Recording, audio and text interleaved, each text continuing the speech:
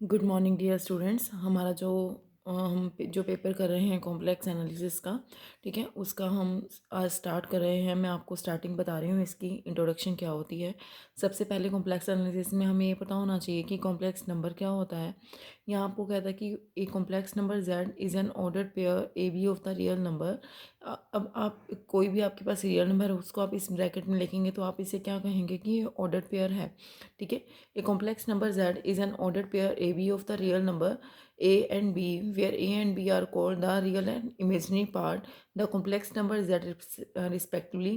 जैसे आपके पास कोई कॉम्प्लेक्स नंबर है Z, उसको आप कैसे डिफाइन करेंगे? ए रियल नंबर के ऑर्डर्ड पेयर में डिफाइन करेंगे। इसकी जो वैल्यू होती है वो क्या होती है? ए प्लस में आइटा बी, जहाँ पे ए क्या है आपके पास रियल पार्ट है और बी वाला आपके पास क्या है? इमेजिनरी पार्ट है। आइटा मल्टीप्लाई होने से ये क्या बन गया? हमारा इमेजिनरी पार्ट बन गया। ये जो जेड होता है, ठीक है, आपके पास क्या होता है? ये कोई कॉम्प्लेक्स नंबर होता है, ठीक है। उसके बाद जो नेक्स्ट डेफिनेशन है वो किसकी है? आपके पास मैपिंग की है। कि मैपिंग क्या होती है? आपके पास कोई भी, हमारे पास जैसे हमारे पास कोई मैप है, ठीक है, एक यहाँ पे जेड से लेकर कहाँ तक जा रहा है? डब्ल्यू तक जा रहा है। कौन सा मैप है? यहाँ पे एफ मैप को क्या किया आपने? डिफाइन किया। जैसे हमारे पास देखो, जैसे हमारे पास कोई मैप है, ठीक है, एफ़ जो आपका कहाँ से लेकर कहाँ तक जा रहा है? एफ़ से लेकर डब्ल्यू तक जा रहा है, सपोज करो, ठीक है। आप ये क्या होती है? इसकी डोमेन होती है, ठीक है। ये क्या होती है? कोडोमेन होती है। अब आप इसके ऊपर क्या लगाएंगे? अगर इसके एलिमेंट के ऊपर आप क्या लगाएं?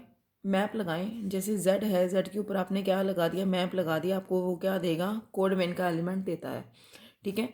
अगर आप डोमेन के एलिमेंट के ऊपर आप मैप लगा रहे हैं, वो आपको क्या देता है? कोडमेन का एलिमेंट देता है, ठीक है। ये जो आपकी कोडमेन है, ठीक है, वो क्या होती है? डोमेन की इमेज होती है।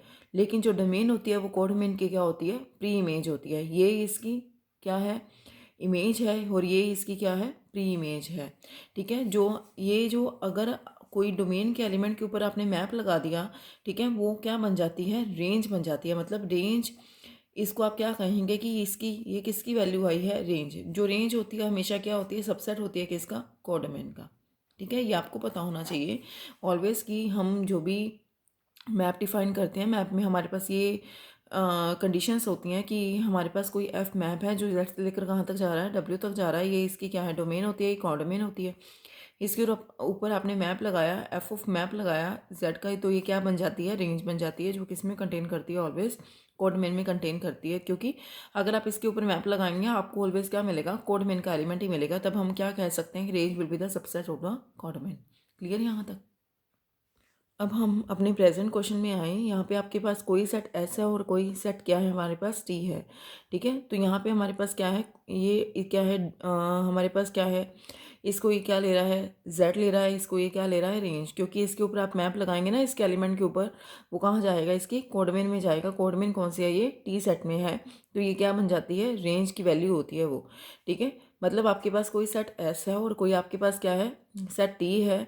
इसके ऊपर कौन सा मैप चल रहा है? एफ मैप चल रहा है। कि मैपिंग है जो जेड से लेकर कहाँ तक जा रही है? डब्ल्यू तक।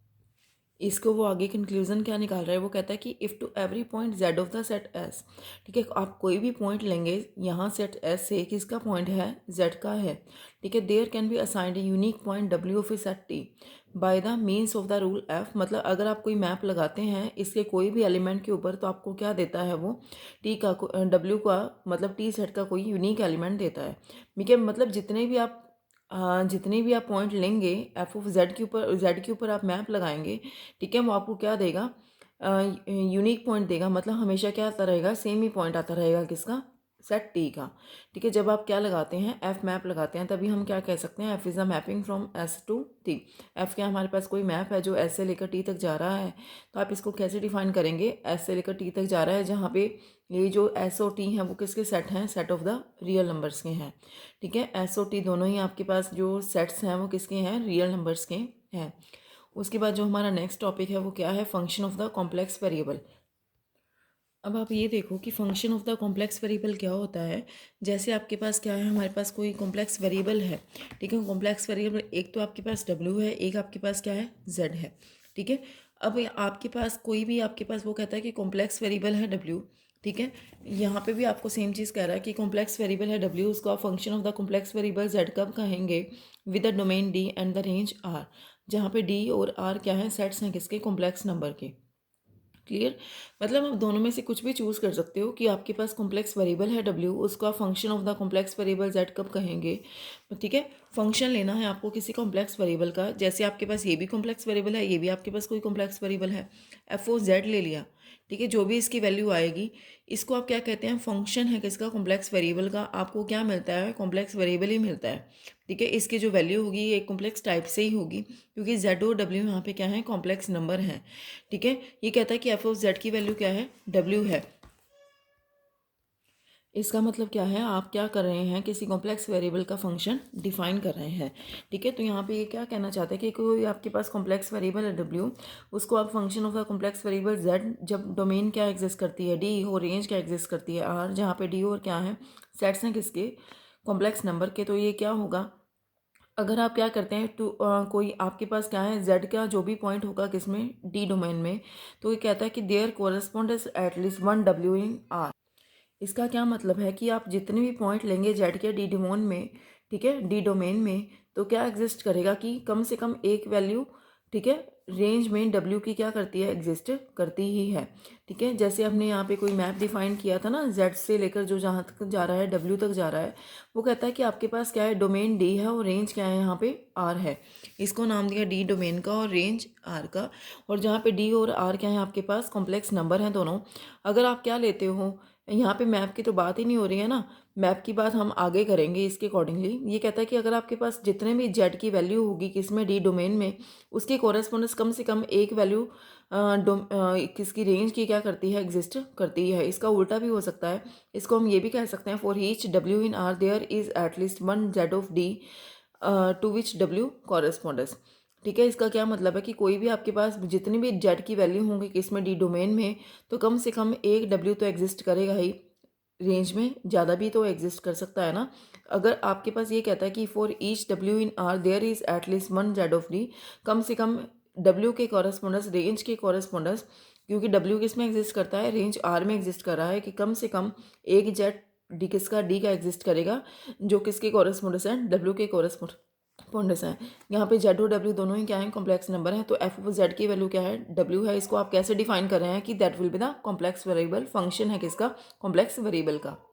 जैसे आप देखो यहाँ पे डब्ल्यू और जेड आपके पास कॉम्प्लेक्स नंबर हैं, ठीक है, कॉम्प्लेक्स वेरिएबल्स भी हैं। ठीक है, इसके ऊपर आप फंक्शन लगाए तो इसको आप क्या कहेंगे, function of the complex variable. आपको क्या मिल रहा है, कोई कॉम्प्लेक्स वेरिएबल ही मिल रहा है ना। अगर अगर अपने जेड को मतलब वन वैल्यू अगर डिफाइन करती है, उसको नेक्स्ट वैल्यू मिल रही है इसकी। ठीक है, मतलब एक वैल्यू की कोरेस्पोंडेंस की अगर सेम ही वैल्यू आती रही, तो आपका जो function of the complex variable है वो कैसा, सिंगल वैल्यूड फंक्शन होता है। ठीक है, अगर आपके पास जेड की मतलब बार बार चेंज होकर वैल्यू आ रही है, इसका मतलब क्या है, हमारे पास ये मैनी वैल्यूड फंक्शन होता है। ये इसको ये आगे डिफाइन कर रहा है। ये कह रहा है ना यहाँ पे कि corresponding to each value of Z W attain only one value, then W is called the single value function of Z. If W has more than one value corresponding to each value of Z in D, it is called many valued function of Z और multiple value function of the Z. इसका क्या मतलब है, जैसे हमारे पास हमने क्या कह रहे थे कि जेड की वैल्यू के कोरेस्पोंडेंस डब्ल्यू कैसा एग्जिस्ट करता है, कम से कम इसकी एक वैल्यू तो एग्जिस्ट करती है, कि हर वैल्यू के कोरेस्पोंडेंस ज़्यादा भी तो एग्जिस्ट कर सकती है ना। अब डब्ल्यू के कोरेस्पोंडेंस हमारे पास क्या है कि कम से कम एक वैल्यू तो जेड की आएगी, ज़्यादा भी आ सकती है। ठीक है, तो इसकी कोरेस्पोंडेंस हम क्या कह सकते हैं कि अगर एक वैल्यू बार बार हर जेड की कोरेस्पोंडेंस कम से कम अगर एक ही वैल्यू आती रहे, तो सिंगल वैल्यू फंक्शन हो जाएगा कॉम्प्लेक्स वेरिएबल का। अदरवाइज क्या हो जाएगा, मैनी वैल्यू फंक्शन हो जाएगा।